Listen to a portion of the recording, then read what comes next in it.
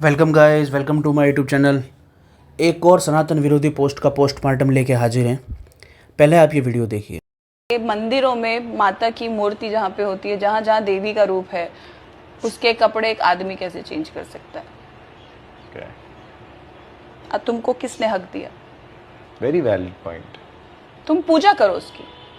तुम पंडित हो, पुजारी हो, साधु हो, तुम करो, पर तुम्हें उसके कपड़े बदलने का हक किसने दिया? माना वो भगवान है, लेकिन तुम शायद भूल गए कि जब अंदर माता पार्वती नहा रही थी और गणेश भगवान बाहर थे, तो उन्होंने उसको सुरक्षा के लिए रखा था कि देखना कोई आए ना। शिव को भी नहीं जाने दिया था। तो जब शिव जी को नहीं जाने दिया, तुम कौन हो? तुम कौन हो? तुम मर्द हो, तुम देवता की पूजा करो, उसके कपड़े बदलो, उसका ध्यान रखो। पर वो जो एक पर्टिकुलर मोमेंट आता है, वो एक औरत है।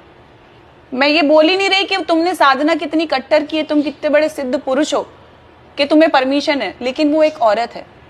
इस वीडियो के अंदर ये महानुभाव कह रही हैं कि एक व्यक्ति कैसे देवी स्वरूप के वस्त्र बदल सकता है और पूजा कर सकता है।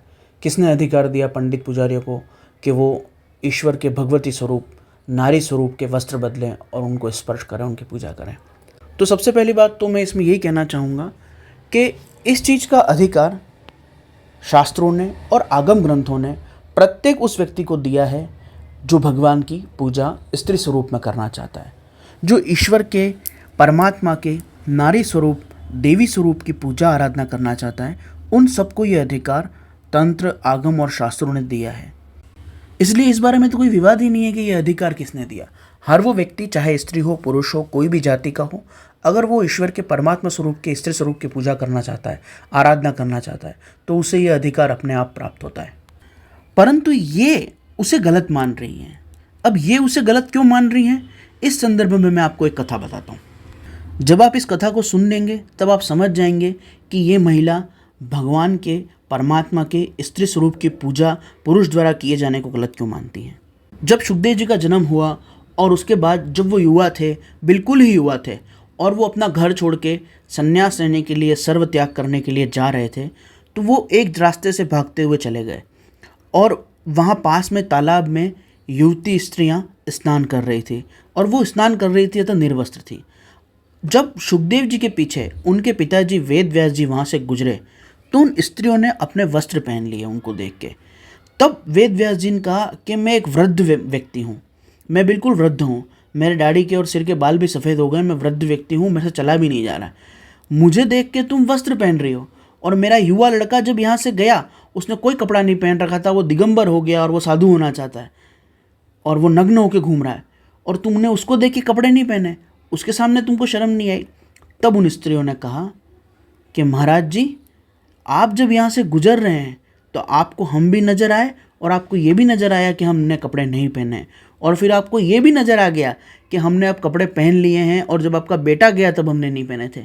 परंतु जब आपका बेटा यहाँ से गया तो उसे पता ही नहीं था कि हम यहाँ नहा रहे हैं और यहाँ कुछ है या नहीं, उसे कुछ पता ही नहीं था। वो अपने रास्ते को देखते हुए सीधा जा रहा था, उसमें काम की भावना ही नहीं थी, उसमें ये इच्छा ही नहीं थी कि वो इस तरफ देख ले, उसे कोई इस तरफ रस ही नहीं था। तब वेद व्यास जी ने कहा कि हाँ, वो देहातीत है, वो काम क्रोध आदि से परे है, उसके ऊपर इनका कोई असर नहीं है। तो सुखदेव जी महाराज के अंदर काम वासना का कण भी नहीं था। वो दिगंबर निर्वस्त्र अवस्था में वहाँ से गुजर गए और उनका ध्यान नहीं गया कौन युवती स्त्री या कौन स्त्री वहाँ पर नहा रही हैं। तो जो देवी के भक्त या उपासक होते हैं या किसी भी इष्ट देवता के उपासक या भक्त होते हैं, उसमें सबसे पहली शर्त ही होती है कि आपका आपके काम क्रोध आदि पे नियंत्रित होना चाहिए। उस व्यक्ति के अंदर इतना नियंत्रण होता है अपनी भावनाओं पे, अपने आप पे, कि वो वासना का गुलाम नहीं होता है। और जो ये देवी यहाँ पर ये बातें कर रही हैं, जो ये मैडम यहाँ पे बातें कर रही हैं, इनका विवाह एक मुस्लिम समुदाय के व्यक्ति से हुआ है। ये हिंदू हैं पर उन्होंने विवाह मुस्लिम समुदाय में किया है। कोई दिक्कत नहीं, उनकी मर्जी कहीं भी करें, लेकिन जिस समुदाय में उन्होंने विवाह किया है वहाँ की स्थिति ऐसी है कि स्त्रियों को बुर्खे में रखते हैं, और उसके बावजूद भी काम प्रसंग और वासना के ऊपर नियंत्रण की कोई बात नहीं है। उस बुर्खे में ढकी हुई औरतों के पास भी अत्याचार हो जाते हैं। और उससे बिल्कुल विपरीत व्यवस्था है जहाँ भक्ति, ध्यान और संयम की बात आती है, वहाँ ब्रह्मचर्य पहली शर्त है, अपनी इंद्रियों पर नियंत्रण पहली शर्त है। तो आप महानुभाव का जिस संदर्भ में कोई अनुभव ही नहीं है, उस संदर्भ में कृपया आप टिप्पणी ना करें। आप कह रही हैं पुरुष कैसे स्त्री स्वरूप प्रतिमा के कपड़े बदल सकता है, क्योंकि आपकी दृष्टि में स्त्री केवल एक भोग का पदार्थ मात्र है। आप उसे भोगने की वस्तु से अतिरिक्त कुछ देख ही नहीं पाती हैं, इसलिए आपके मन में ये बात आती है, क्योंकि आपके मन में वासना है, काम इच्छा है। और दुनिया में ऐसे लोग हैं जिनका काम इच्छा पे नियंत्रण है, जिनका वासना पे नियंत्रण है। जिस प्रकार से कुछ लोग केवल 3 ही रोटी खाते हैं, उनको ज़्यादा भूख नहीं होती है, और कुछ लोग 8 रोटी खाते हैं, फिर चावल भी खाते हैं, फिर और मीठा भी कुछ खाते हैं, उनके अंदर भूख ज़्यादा होती है। ये उनके शरीर का गुण है, ये उनके जेनेटिक गुणसूत्र का असर है। वैसे ही मनुष्यों में भी ऐसे लोग होते हैं जिनके अंदर काम वासना बहुत न्यून और बहुत क्षीण होती हैं। उनको ऐसे विचार नहीं आते हैं मूर्ति को देख के, उनको युवती के नज़दीक भी ऐसे विचार नहीं आते हैं। उनमें नियंत्रण होता है और ऐसे नियंत्रण वाले लोग दुनिया में होते हैं।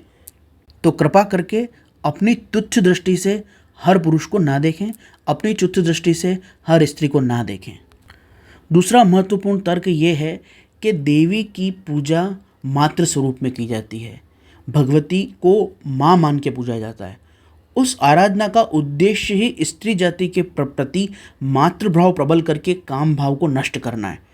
रामकृष्ण परमहंस ने माँ भगवती कालिका की इतनी उपासना करी, इतनी पूजा की कि जब उनका विवाह हुआ तो उन्होंने उसी रात्रि को अपनी पत्नी की पूजा की, उसके चरणों में सिर झुकाया और कहा कि मैं तुम्हें मातृ स्वरूप ही देख पा रहा हूँ और मुझसे ये संसार व्यवहार नहीं होगा। और उनकी धर्मपत्नी ने भी उनके इस भाव का सम्मान किया। उनकी कोई संतान नहीं थी और वो बहुत ही युवा अवस्था में थे और उन्हें कैंसर का रोग हुआ और दुनिया से चले गए। लेकिन उनके जीवन के अंदर ये बात स्पष्ट थी कि उन्होंने अपनी पत्नी को भी मातृ स्वरूप ही मान लिया। उनकी भगवती जगदम्बा कालिका की आराधना इतनी गहरी थी, उनकी भाव समाधि का अभ्यास, उनकी साधना का अभ्यास इतना दिव्य था कि वो स्त्री चाहे छोटी बालिका क्यों न हो, उसे मातृ स्वरूप में ही देख पाते थे। अन्य कोई स्वरूप उन्हें अनुभव में ही नहीं आता था। उन्होंने अपनी भावना जगदम्बा भवानी की मूर्ति की पूजा करते हुए इतनी दृढ़ कर ली थी कि मातृशक्ति के अलावा, मातृभाव के अलावा अन्य कोई भाव उनके मन में आ ही नहीं पाता था। इतनी दृढ़ उनकी समाधि थी, इतना गहरा और दिव्य उनका भाव था। तो हिंदू धर्म के ये जो सिद्धांत हैं, ये सामान्य अब्राहमिक धर्मों से और सामाजिक रीति रिवाजों से बहुत ही अलग हैं। इसलिए कृपा करके जब आप हिंदू धर्म के बारे में बात करती हैं तो हिंदू धर्म के आधारभूत सिद्धांतों को जानें, समझें। यहाँ पर ब्रह्मचर्य पालन के लिए व्यक्ति कितने कठोर नियमों का अभ्यास करता है। भूमि के ऊपर शयन, ठंड, भूख, प्यास को स्वीकार करना, एक वक्त भोजन करना, लहसुन, प्याज, मिर्ची, बहुत ज़्यादा मीठा आदि का त्याग करके केवल सादा सात्विक भोजन करना। जब आपके अनुभव में वो व्यक्तित्व और वो साधना है ही नहीं जिसके बारे में आप बात कर रहे हो, तो आप उसके बारे में क्यों बात कर रहे हो? आपको अंदाज़ा ही नहीं है आप क्या बात कर रहे हो। इसके सिवाय साधनाओं में कुछ गुप्त साधनाएं और भी हैं जिनके अंदर व्यक्ति अगर साधक ना हो, ब्रह्मचर्य का पालन ना कर रहा हो और वो साधारण गृहस्थी व्यक्ति हो जिसके अंदर काम वासना आ सकती है, तब भी इस प्रकार की साधनाओं करने के कुछ नियम हैं, कुछ विधान हैं। ये सब बहुत ऐसी बातें हैं जो गुप्त हैं और आवश्यकता पड़ने पर अपने शिष्य को, गुरु, अपने साधक को एक सिद्ध व्यक्ति स्वयं बताता है जब उसे लगता है कि जानना आवश्यक है। उनका यहाँ पे वर्णन करना भी आवश्यक नहीं समझता हूँ। और आपका जो मत है वो सत्य भी हो सकता है। अगर पुजारी के अंदर बहुत तीव्र काम वासना है, वो नियमों का पालन नहीं करता है, वो ब्रह्मचर्य के प्रति ध्यान नहीं रखता है, उसके भोज्य पदार्थों में, उसके जीवनचर्या के अंदर कोई सिस्टम नहीं है और वो एक साधारण कामुक व्यक्ति है, तब आपकी बात बिल्कुल सही है कि उसे भगवान की देवी स्वरूप में, ईश्वर स्वरूप में, परमात्मा की स्त्री स्वरूप में पूजा के अंदर, वस्त्र बदलवाना आदि कार्यों के अंदर नहीं होना चाहिए, क्योंकि उसका अपने आप पे इतना नियंत्रण ही नहीं है। लेकिन उसके लिए भी अलग सिद्धांत हैं, अलग व्यवस्थाएं हैं। इसलिए कृपा करके सबको अपनी वासना की दृष्टि से देखना बंद करो। जिनको वासना को जीतना है, जो प्रत्येक स्त्री को मातृभाव से देखना चाहते हैं, वही इस साधना में प्रवेश करते हैं। जिनको मातृभाव इतना प्रबल करना है कि प्रत्येक स्त्री के प्रति सम्मान का ही भाव रहे और काम वासना कभी उठे ही ना, वो ही इस प्रकार की साधन मार्गों के अंदर प्रवेश करते हैं। इसलिए समझो, अगर समझ में नहीं आए तो पढ़ो और उसके बाद वक्तव्य दो।